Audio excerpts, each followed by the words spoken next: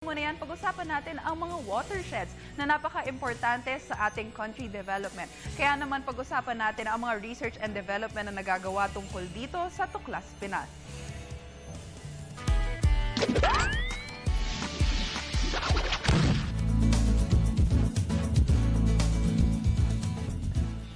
Magandang umaga mga boss! Para sa ating Tuklas Pinas, Tuklas Siyensya. Isang kamanghamanghang siyensya na naman ang inyong matutunghayan. Isang kaalaman at pag-aaral na isinagawa ng ating sariling lahi. Parangal na natanggap ng isang eksperto. Isang pag-aaral na siyang nagtaas muli sa kaalaman ng mga Pilipinong sayantipiko. Ito ay aksyon sa magiging estado ng isang watershed sa paglipas na mahabang panahon. Pagtaas at pagbaba ng buhos ng ulan. Pagbabago sa temperatura. Solar radiation. At iba pa. Base sa Global Climate Model na ginawa ng ating eksperto. At para malaman ito, may prosesong sinusunod. Yung pagbabalidate ng model, kinailangan ko 6 na taon na data, na observation dito. So, araw-araw yon. Tapos yung 3 taon, pang-calibration, yung 3 taon, pang-validation ng data.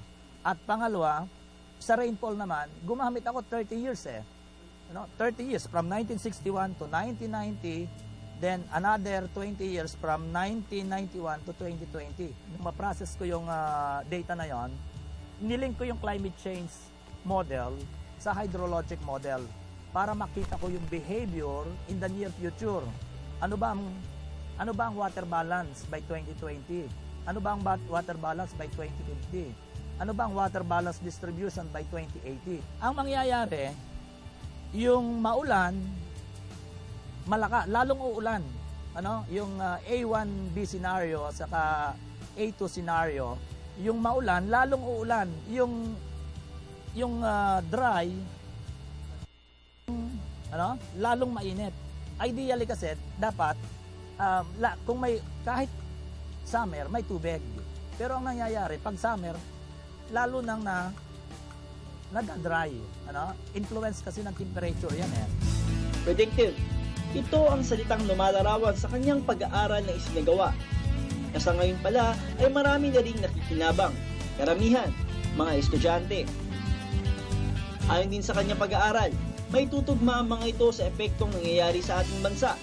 Katulad na lang ng mga nagdaang sama ng panahon tulad ng Ondoy at ang Habagat, na kung saan ang lugar na mauulan ay sinasabing mas lalo pang uulanin sa darating pang panahon. Sa madaling salita, mas lalo pang babahain. Isa lamang ang nakikitang sagot. Ito ang pagkontrol o pagmanipula sa dami ng tubig na kung saan pagtatanim at mga kagubata ng malaking sangkap.